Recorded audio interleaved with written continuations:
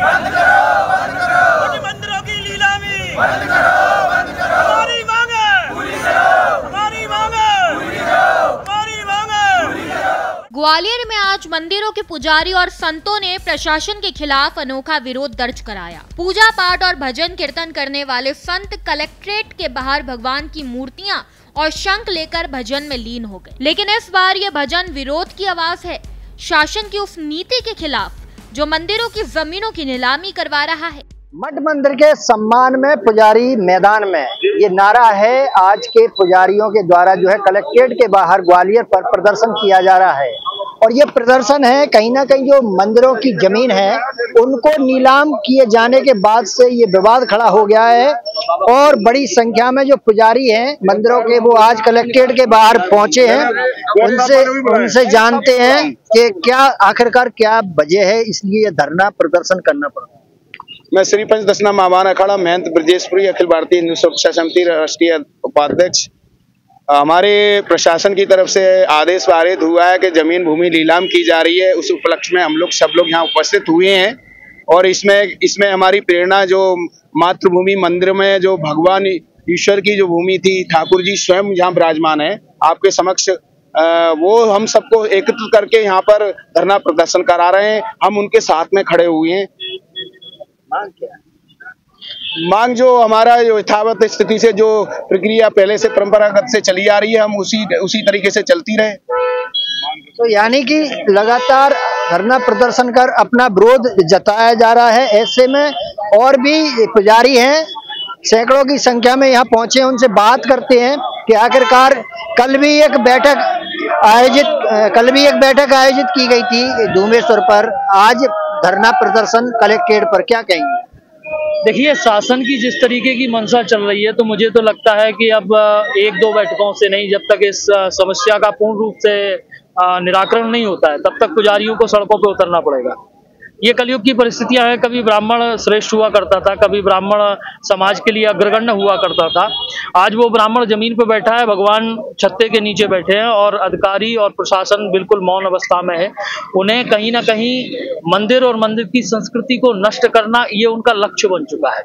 और मुझे नहीं लगता, मैं एक बात बार बार दोहराता हूं कि क्या ये वही आधुनिक भारत है जो कभी विश्वगुरु हुआ करता था, जिसकी संस्कृति और सनातन की चर्चा पूरे विश्व में होती है, जिसने शून्य दिया, जिसने ज्ञान दिया।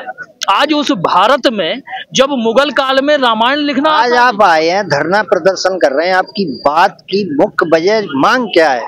देखिए, शासन जिस तरीके से मंदिर की जमीनों को अपने मतलब अधिकार में करना चाहता है, ये शास्त्र सम्मत भी नहीं है और संविधान सम्मत भी नहीं है, और वो भी बिना पुजारी की जानकारी के। आज के आप किसी भी पुजारी से जिसकी नीलामी के लिए नोटिस इशू हुए हैं, हर नोटिस की प्रतिलिपि भी नीचे लिखा होता है कि एक पुजारी की वो सूचना, उसमें पुजारी को पार्टी भी नहीं रखा, सूचना भी नहीं दी जा रही है। तो कहीं ना कहीं ये तो संविधान की भी हत्या है और आध्यात्म की भी हत्या है। मुख्य बात यह है। सरकार से क्या मांग करते हैं? देखिए, सरकार को तो मंदिरों का संरक्षण या उसका हस्तक्षेप खत्म ही कर देना चाहिए, क्योंकि वैदिक पद्धति को गवर्नमेंट नहीं समझ सकती है, उसको पुजारी ही समझ सकता है। और जिस चीज में अगर आपको नॉलेज नहीं है तो उस पर काबिज रहना आपके लिए वास्तविकता में सही नहीं है। तो इस हिसाब से तो सुप्रीम कोर्ट ने भी ये स्वीकार किया है, और ये धर्म भी कहता है, ये समाज भी कह रहा है, ये आध्यात्मिक कह रहा है। तो आप जिसपे तो आपका अधिकार ही नहीं है। ये जमीनें अगर माना कि स्वतंत्रता के बाद की होती, शासन द्वारा अलॉट होती, शासन द्वारा पट्टे किए गए होते, मैं मान सकता था कि ये शासन संधारित हैं, सरकारी है। वो जमीन सरकारी है ही नहीं, सिर्फ आपको निर्देशक बनाने के लिए कि ये जमीनें खुर्द-बुर्द ना हो, सुरक्षित रहे, उसके लिए आपको साथ में लिया था।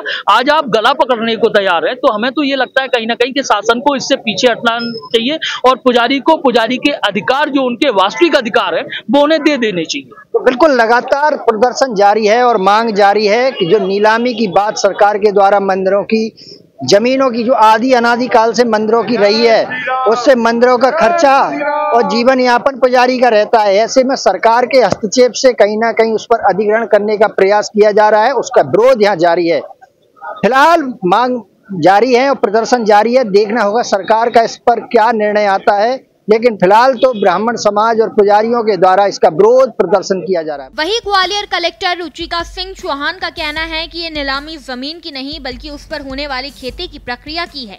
यानी जो सबसे अधिक बोली लगाएंगे उसे जमीन खेती के लिए दी जाएगी, लेकिन जमीन का स्वामित्व मंदिर प्रशासन के ही पास रहेगा।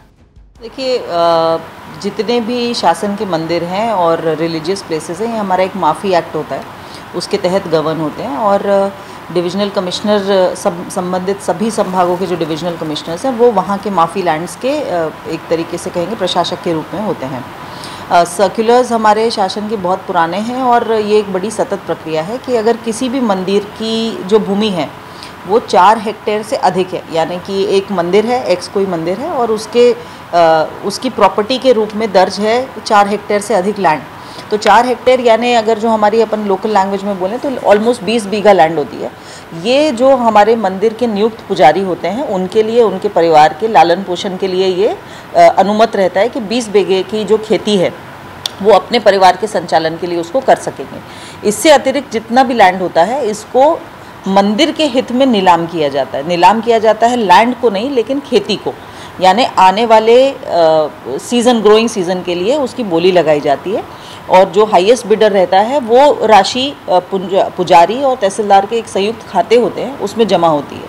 विगत कई वर्षों से स्पेशली जो चिनौर तहसील का हमने देखा तो खाते में किसी प्रकार की कोई राशि सबमिट नहीं की जा रही थी, तो इसमें आयुक्त महोदय ने इस बार इसको रिव्यू किया और हम लोगों को निर्देशित किया, जिसके तहत इन लैंड्स को पहले हम लोगों ने लिस्टेड किया और लिस्टेड करने के बाद में तहसीलदार जो कि इसमें विहित प्राधिकारी होते हैं वो इनकी नीलामी की कार्रवाई कर रहे हैं।